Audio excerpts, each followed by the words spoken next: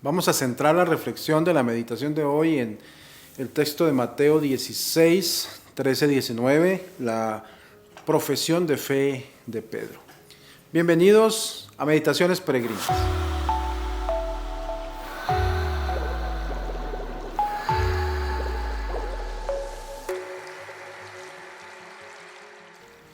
Tomemos inmediatamente el texto Mateo 16, 13, 19. En aquel tiempo, cuando Jesús llegó a la región de Cesarea de Filipo, hizo una pregunta a sus discípulos: ¿quién dice la gente que es el Hijo del Hombre? Ellos le respondieron: unos dicen que eres Juan el Bautista, otros que Elías, otros que Jeremías o alguno de los profetas. Luego les preguntó: ¿y ustedes quién dicen que soy yo? Simón Pedro tomó la palabra y le dijo: tú eres el Mesías, el Hijo del Dios vivo. Jesús le dijo entonces: dichoso tú, Simón, hijo de Juan, porque esto no te lo ha revelado ningún hombre, sino mi Padre que está en los cielos. Yo te digo a ti, tú eres Pedro, y sobre esta piedra edificaré mi iglesia. Los poderes del infierno no prevalecerán sobre ella. Yo te daré las llaves del reino de los cielos. Todo lo que ates en la tierra quedará atado en el cielo. Todo lo que desates en la tierra quedará desatado en el cielo. Palabra del Señor. Gloria a ti, Señor Jesús. Este texto es central en los evangelios.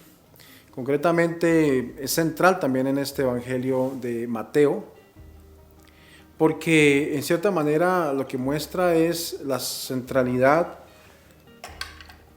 de la comprensión que debían tener los apóstoles sobre Jesús mismo, sobre el Mesías, sobre su Maestro. Nuestro Señor y sus discípulos se dirigieron desde Betsaida hacia los límites de Cesarea de Filipo. Esta ciudad, antes llamada Paneas, se hallaba en la frontera norte con la tribu de Neftalí, donde está el origen del río Jordán, al pie del monte Líbano. Fue hermosamente organizada o embellecida por el tetrarca Filipo, que le dio el nombre justamente eso de Cesarea o Cesarea en honor de César, el emperador romano Tiberio. Esta ciudad debe diferenciarse de otra que llevaba el mismo nombre y situada en Palestina, sobre la costa del mar Mediterráneo. Ya lleva 2 años, algo más de 2 años, la predicación de Jesús, el camino de Jesús con sus discípulos. Y entonces se aproxima ya el final de los días de Jesús en este mundo, digamos así, con sus apóstoles en la tierra. Sus discípulos que han sido elegidos para difundir sus enseñanzas aún no están completamente preparados para llevar a cabo esta gran misión. Parece que ese es uno de los motivos por el que el Señor busca frecuentemente, y el Evangelio nos lo muestra, la manera de estar a solas con ellos para enseñarles privadamente cosas que necesitan saber, para conversar con ellos. Realmente lo que quiere también es enseñarles y mostrarles el verdadero sentido del Mesías, no el que ellos suponían como un rey terreno, un luchador, sino mostrarles realmente el significado del mesianismo que Él vino a traer a la tierra, ¿sí? Por eso lo que busca es justamente eso, y quiere enseñarles, y después de esta profesión de fe de Pedro, vendrá la segunda vez que el Señor les va a hablar de su muerte, ¿sí? Les presentará este Mesías que no pertenece a este mundo, que será crucificado, pero que va a resucitar. Es un viaje largo, es un viaje de más de un día, yo creo, de camino. Estamos hablando de unos 40 kilómetros que están caminando en este momento Jesús y sus discípulos, y les sirve, pienso yo, en ocasión para conversar a solas con sus apóstoles. En cierta manera, la ventaja es que es una zona que no es de tanta influencia judía como lo tenía la zona más cercana a Jerusalén, y entonces allí mucha gente no lo ha proclamado Mesías, no lo conoce como Mesías. Y entonces eso ayuda al Señor a que, tomando un poco de distancia de esa falsa manera como lo entienden a Él como el Mesías, entonces hacerles estas preguntas. La pregunta fundamental: ¿quién dice la gente que soy yo? Los discípulos inician respondiendo lo que el pueblo decía como opiniones acerca de él, ¿verdad? O sea, lo que se toma son eso, ¿qué dice la gente? Lo primero. Es como un preámbulo para preparar la respuesta de Pedro. Lo mismo que Herodes Antipas y su gente creían que Jesús era Juan el Bautista resucitado. Recordamos toda la historia de la muerte del Bautista, de Herodías y toda esta situación que se vivió en torno a él. En todo caso, Herodes, que temía a Juan Bautista, pues ahora teme a Jesús porque cree que es Juan el Bautista. Y eso que pensaba él, lo pensaba mucha gente, que Jesús era simplemente Juan el Bautista que había vuelto. También la gente creía que era uno de los grandes profetas del Antiguo Testamento que habían regresado, ¿sí? Especialmente algunos decían que se trataba de Elías. Este punto de Elías tiene dos características interesantes y es, bueno, al menos una central, y es que Elías, si recordamos y miramos los textos bíblicos, él no murió, él fue como arrebatado, ¿verdad? Entonces, al Elías no manifestar una muerte significaba que probablemente volvería, y se supone que lo esperaban que volviera para el final, para el momento en que viniera el Mesías, ¿verdad? Otros lo ven como el Jeremías, ¿sí? Y Jeremías tiene una importancia también grande en el pueblo porque Jeremías acompañó mucho la experiencia de los macabeos y esa lucha por la liberación del pueblo, y entonces ese Jeremías encarnaba, digamos, ese deseo de un Mesías que habría de llegar, ¿verdad? Una creencia popular era muy común, tanto en la gente como incluso los mismos dirigentes judíos, es que el Mesías vendría, ¿verdad? Y que los profetas, como el profeta Jeremías, sería uno de los que prepararía la venida del Mesías. Entonces, en otras palabras, para muchas personas Jesús no era el Mesías, sino Jesús era el precursor del Mesías, el que vendría antes de que viniera el Mesías. Allí está entonces ya más o menos explicado lo que pensaba la gente, y entonces es cuando viene la pregunta para ellos: ¿y ustedes quién dicen que soy yo? Y aquí la respuesta parte de Pedro, que siempre es el que responde. De hecho, Juan Crisóstomo lo llama la boca de los apóstoles. Tú eres Cristo, el Hijo de Dios vivo. Los otros evangelistas, Mateo y Lucas, no hablan muchísimo acerca de esto. Simplemente dicen que Pedro responde: tú eres el Cristo. Pero aquí, además de eso, él dice: tú eres el Cristo, el Hijo de Dios vivo. Él, recordamos, le prohíbe a los discípulos hablar un poco sobre este tema. San Mateo se encarga de dar un poco más como de elogios a Pedro acerca de lo que acaba de decir. Y entonces ahí encontramos estas palabras: bienaventurado eres Simón, hijo de Jonás, porque esto no te lo ha revelado la carne ni la sangre, sino mi Padre que está en los cielos. Bueno, el texto que leímos hoy dice más bien hijo de Juan. En sí, Simón era hijo de Juan. No se entiende por qué razón se usa, digamos, en algún punto que sea hijo de Jonás. En realidad, no se sabe si Jonás sea más bien como parecida a la palabra de Juan o qué pasó. En todo caso, es una manera, como un mote, como una especie de sobrenombre con el cual probablemente se le conocía a Simón. Por eso utiliza esa palabra, ¿verdad? Pero aquí lo importante no es eso, sino que lo que le quiere aclarar es que es una revelación que viene del Padre del cielo. Esto nos invita a mirarlo de una manera. No creas que tu fe es fruto de una contemplación de tu mente. O sea, estas cosas no se aprenden por el hecho de uno meditarlas, por el hecho de uno simplemente quedarse meditándolas. Por el contrario, debemos entender que esto es un don de Dios. Un don hermoso de Dios que se da a los hombres. El Señor le dice entonces a Pedro: tú eres Pedro, y sobre esta piedra edificaré mi iglesia. Pedro le dijo: tú eres el Cristo, el Hijo de Dios. Y el Señor le dice: sobre esta piedra edificaré mi iglesia. Esto es muy importante. A veces nos quedamos simplemente en el hecho de que el Señor le dijo: sobre ti edificaré mi iglesia. Y pienso que va más allá, es sobre la piedra que va a edificar la iglesia. Tampoco es el punto que dicen los hermanos de otras iglesias: sobre esta piedra, como si hubiera existido otra piedra por ahí. No, sobre la piedra que va Pedro a construir la iglesia, Jesús a construir la iglesia, es sobre la confesión de fe de Pedro, es decir, sobre aquello que Pedro ha confesado. Tú eres el Cristo, el Hijo de Dios. Esto es fundamental. Y las puertas del infierno no prevalecerán contra ella. Es decir, aquí también aparece un sentido de eternidad. La iglesia será eterna, fundamentada en el Hijo de Dios vivo.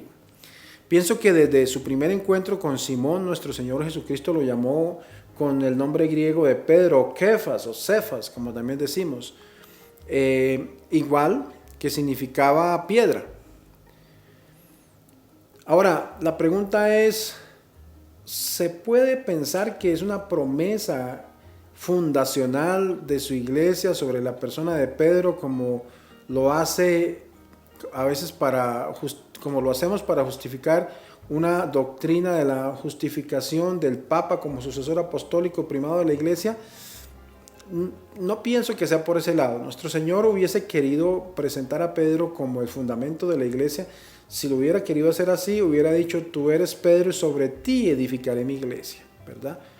Pienso que el primado es algo que se dio históricamente y está bien y lo seguimos y lo respetamos. Yo lo respeto mucho, el primado de la iglesia de Roma. Sin embargo, aquí concretamente este texto, no lo niego ni lo pongo en duda, pero este texto lo que quiere mostrarnos absolutamente es otra cosa, ¿sí?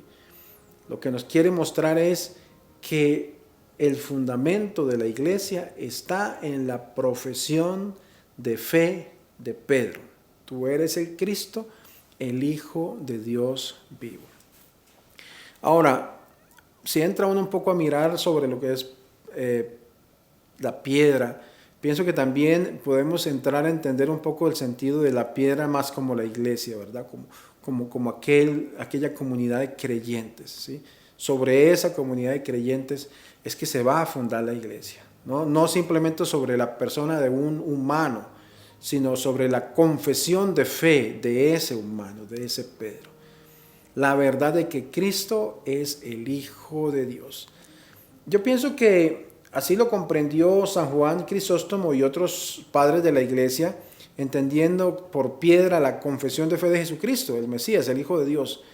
En otras palabras, esa piedra es nuestro Señor, quien en las Sagradas Escrituras con frecuencia se aplica este término, ¿verdad? O sea, el término de Cristo y nuestra fe fundamentada en esa roca, la roca de la fe, es algo que aparece también, digamos así, no solamente en la Biblia, sino en la historia de la iglesia. Vale la pena que recordemos que el mismo apóstol en su primera epístola universal utilizaba el vocablo piedra no para referirse a sí mismo, sino para nombrar a nuestro Señor Jesucristo, con la finalidad de que los fieles se acerquen a Jesucristo como una piedra viva que los hombres rechazaron, pero para Dios es preciosa y selecta, y se edifiquen, como lo dice, en la casa espiritual. San Pedro en sus cartas enseña a los fieles a recorrer el mismo camino que él transitó siendo Petros, es decir, confesar a Jesucristo como la piedra de la fe. Así el significado de esta maravillosa y profunda frase de Cristo es el siguiente: bienaventurado eres Simón, bendito Simón hijo de Jonás, porque has conocido esto no con instrumentos humanos, no porque seas muy inteligente, no porque tengas mucho tiempo de meditación, sino a través de la revelación que te hizo mi Padre Celestial. Y ahora yo te digo, tú eres Pedro, pues aquello que confesaste es el fundamento de mi iglesia que será invencible y nada, ni las fuerzas del infierno, por más hostiles que sean, prevalecerán contra ella. Estas palabras, las puertas del infierno, son comunes a veces encontrarlas en la manera de hablar oriental de esa época. En cierta manera, la puerta siempre tenía una significación fundamental importante. San Juan también nos habla un poco en su explicación sobre la puerta de las ovejas. Pero en una ciudad, en su momento, las puertas deberían estar especialmente construidas, ¿sí?, que soportaran cualquier invasión. Los grandes acontecimientos de una ciudad sucedían en la puerta, ¿sí? Era un sitio de encuentro comunitario. Allí se encontraban los dirigentes para tomar decisiones, allí se castigaba a los criminales.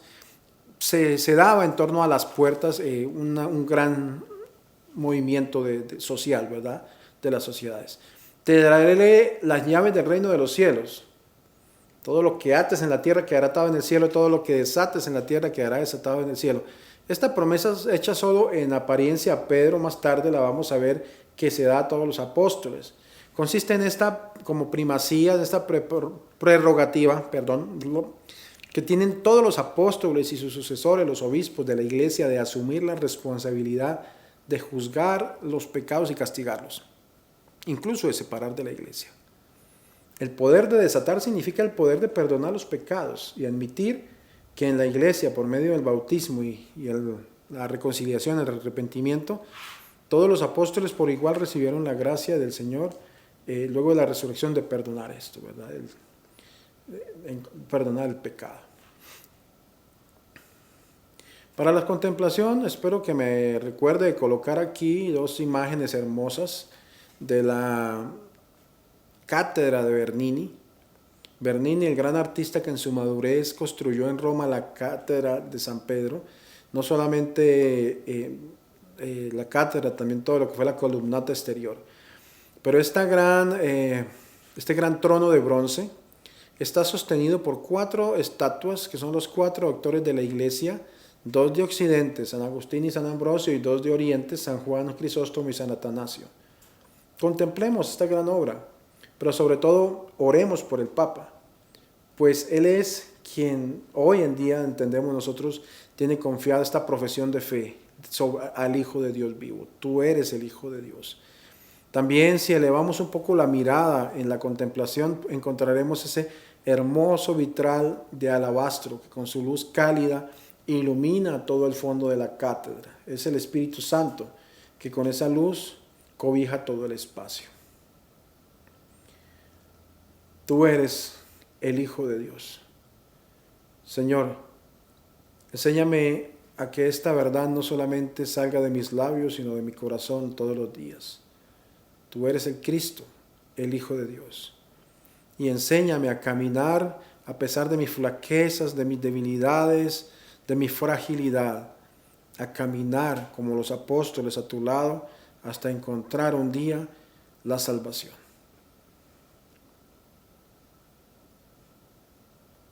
Bueno, apreciado pueblo de fe, vayamos alegres a vivir esta jornada, sabiendo que Jesús mismo ha confiado a Pedro y a sus sucesores el fundamento de la iglesia, basados en esa profesión. Tú eres el Hijo de Dios. El Señor nos conceda una jornada llena de bendiciones. En el nombre del Padre, del Hijo y del Espíritu Santo. Amén.